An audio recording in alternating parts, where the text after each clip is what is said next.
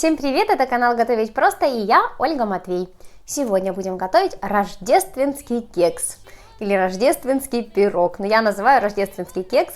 Готовлю его всегда под Рождество. Я обещала вам этот рецепт, поэтому смотрите.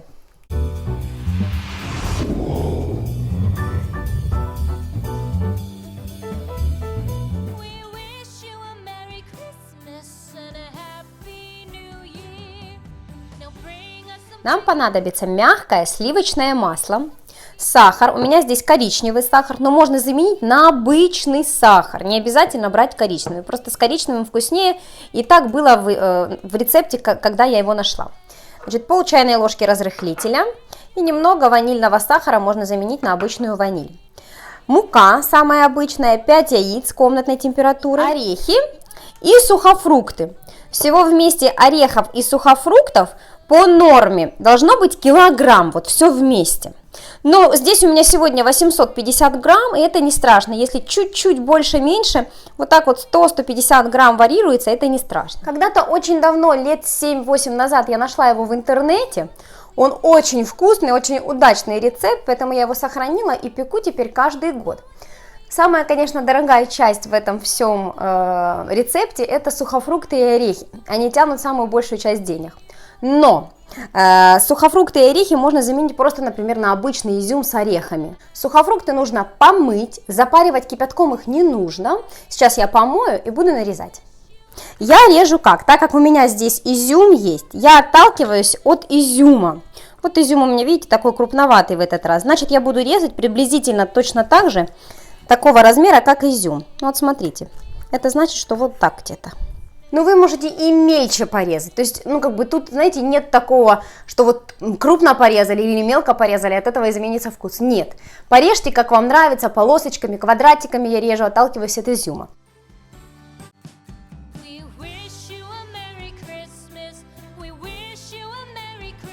Что еще хорошо и вкусно положить вот сюда в сухофрукты, чего нет у меня сегодня? Значит, клюква сушеная, вишня сушеная, это очень вкусно. Она дает кислинку, поэтому если вы найдете сушеную клюкву или вишню, обязательно добавьте. Итак, теперь орехи. Орехи тоже нужно порубить. Здесь у меня грецкий орех, кишью и миндаль. Еще сюда можно добавить лесных орехов, но лесные орехи дороговато, поэтому я взяла больше грецких орехов. Вот так вот немножечко порубить их, значит, не слишком мелко, чтобы они реально чувствовались в кексе. Орехи свежие, не жареные, так как я не сказала в самом начале, просто обычные свежие орехи. Хорошо, мы все подготовили, теперь соединяем все продукты, готовим тесто. В чашу миксера отправляем сливочное масло.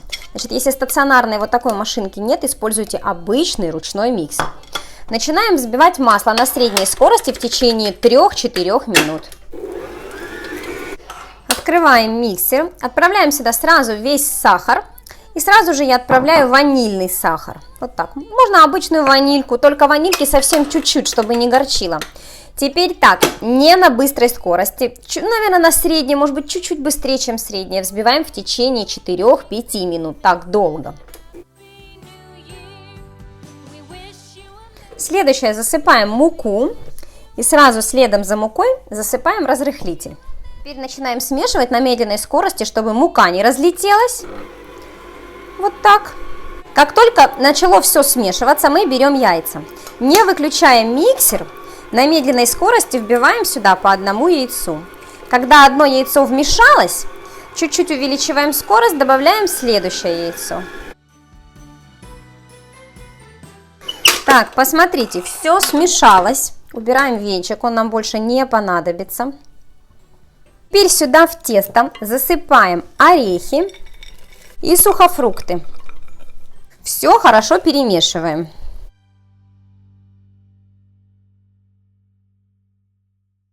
Когда все смешали, теперь можем приступать готовить форму. Какие же формочки подойдут? Значит, если вы берете большую форму для кекса, то обязательно с центром.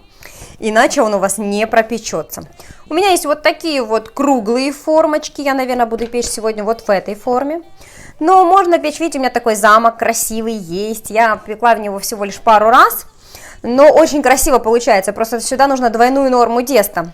чтобы он получился вот такой красивый. Еще как вариант, если вдруг такой формы у вас не нашлось, можно же взять не обязательно силиконовую, можно взять обычную твердую жестяную форму, тоже будет хорошо. Но моя мама печет, знаете как? Она берет обычные небольшие вот такие для маффинов, такие формочки. Вот эта формочка, извините, что она такая у меня немножечко подгоревшая, просто очень часто я ее использую. Значит, посмотрите, это домики. Видите, какие они красивые? Вот так она выпекается, вот так вот печется в духовке, вот в таком виде.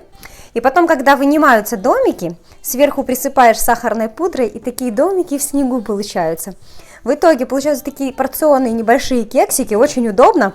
Советую так всем приготовить, если вы найдете такие формочки. Ну или пеките в обычных кексах. Так, ну вот эти вот все формы обязательно нужно смазать маслом, подсолнечным или оливковым, силиконовой кисточкой. Это обязательно.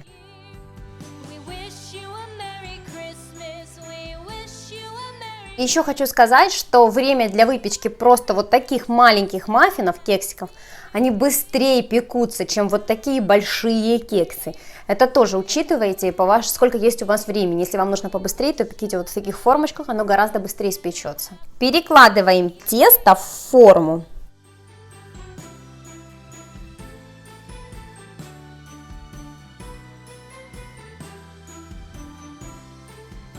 Салфетками нужно вытереть все края формочки, чтобы они не горели при выпечке. Ставим кекс в разогретую духовку на 180 градусов на 1 час. В течение вот этого часа вообще духовку не открываем. Через час вынимаем пирог, берем такую большую деревянную шпажку и смотрим. Он еще внутри влажный, такой должен быть у вас, но он красивого золотистого цвета, немножечко приподнялся. Что нужно сделать теперь? Нужно уменьшить духовку до 160 градусов и установить время выпечки от 1,5 часов до 3. Вот такая разбежность может быть в зависимости от духовки. В моей электрической он еще стоит 1,5 часа, может быть чуть-чуть больше, плюс-минус 10 минут. У меня у мамы газовая плита, духовой шкаф газовый, и там он у нее стоит практически 3 часа. Поэтому через каждые 1,5 часа, вот сейчас 1,5 часа пройдет, я проверю, готов он или нет. И потом каждые полчаса я заглядываю в духовку и проверяю, мокрое тесто внутри или нет. Оно должно быть сухое, как в обычном кексе. Но учтите, что время выпечки может быть разное, поэтому каждые полчаса проверяйте. У меня прошло 1:40. Я прокалываю, смотрите, она сухая, сырого теста внутри нет. Теперь отключаем духовку и вынимаем весь кекс, и он должен остыть. Часов 5 он должен постоять, то есть всю ночь. Итак, кекс постоял целую ночь. Значит, смотрите, теперь что я делаю? Беру, либо зубочистку надо взять, но лучше вот такую деревянную шпажку высокую, так удобней. И прокалываем вот так, насквозь, прокалываем кекс. Причем прокалывать его нужно, чем чаще вы это сделаете, тем лучше. Чем больше дырочек будет, тем лучше. Теперь берем коньяк. Коньяком вкуснее всего. И начинаем поливать вот в эти сделанные дырочки коньяком. Значит, я делаю это 2 раза в день, утром и вечером. И так в течение недели. Лучше, конечно, сделать за 2 недели, он тогда еще вкуснее. Вот знаете, вот я утром, когда встала, подошла его понюхать. Так он так пахнет. Мне кажется, что чем дольше он стоит, тем он вкуснее пахнет. Но если вы будете давать детям такой кекс, то тогда не поливайте спиртным, коньяком не поливайте ничем, потому что спиртное здесь никуда не выветрится, а детям спиртное нельзя. Это такой нюанс, имейте это в виду. Ну, мы не будем ждать целую неделю, я сейчас буду его вынимать. Сначала вот так вот снимаем бока. Силиконовые формы, конечно, намного удобнее, но можно делать и в железных формах. Накрываем формочкой и переворачиваем.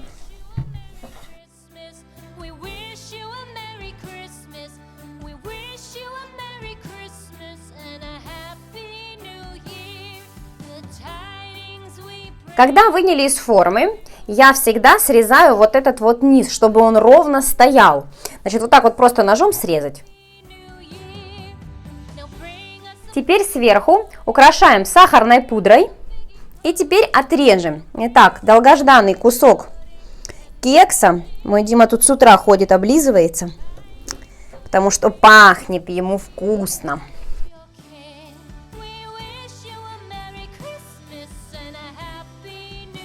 Посмотрите, какая красота внутри.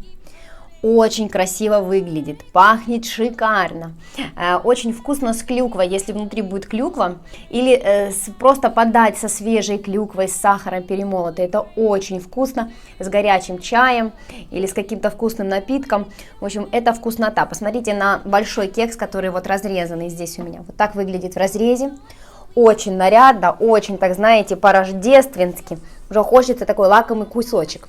Много такого кекса не съешь, поэтому такого большого хватает на большую компанию. Все сначала накидываются, а потом никто не может доесть кусок, потому что он очень такой, знаете, сытный. Ну, много не съешь, нужно поспорить еще. Да, ну, смотря кто сколько ест. Ну, я вас уверяю, по кусочку хватит на большую компанию, это уже испробовано. Ну, в общем, я уже просто не могу, я уже хочу его есть, я хочу его пробовать, что обожаю этот кекс. Вот, обязательно приготовьте его заранее, хотя бы за неделю, и вы не переживайте, что будет вкус прям коньяка. Конечно, если вы только польете и сразу будете есть, будет, конечно, вкус коньяка, но за неделю коньяк впитывается в тесто, никогда в жизни не скажешь, что в кексе есть спиртное. Это правда, поэтому не переживайте, неделю пропитывайте. 2 столовые ложки утром и 2 столовые ложки вечером, вкуснота нереальная. Итак, отрезаем кусочек. И будем пробовать. Димочка, будешь пробовать? Конечно, буду пробовать. Да. Куда вопросы? Так. Давай, я люблю серединку. Итак. Как же это вкусно. Очень вкусно. Много сухофруктов, чувствуются орехи. Вкусное тесто, очень нежное кексное тесто. Знаете, вот настоящий кекс. Никогда в жизни нельзя подумать, что спекли дома. Такое впечатление, что пошли и купили какой-то просто крутейшей кондитерской. Вот настолько вкусное тесто. Чем дольше оно выдержано, чем дольше дней оно полежит, тем оно будет вкуснее. Поэтому не нападайте на него в первый день. Хотя бы пусть 3-4 дня полежит. Сохраните его от своих домашних, где-нибудь спрячьте, не знаю. Вот, но не в холодильник. Не нужно в холодильник, лучше в шкаф. Я ставлю либо на подоконник, либо на столе. Очень вкусно. Всем советую, рекомендую приготовить на Рождество. Вы не пожалеете. Знаете, вы можете готовить такие кексы без большого количества сухофруктов. Просто дома сделать в небольших формочках, и ваши домашние это ценят, потому что вкус как покупного, вкусного кондитерского изделия. Никогда в жизни не скажешь, что мама там дома это приготовила. Настолько это нереально вкусно. Не буду больше болтать. Спасибо, что сегодня были со мной. Спасибо, что подписываетесь на мой канал, ставьте лайки, делитесь этим видео. Хорошего вам Рождества, праздников, пеките, готовьте, радуйте любимых и близких. Пока-пока.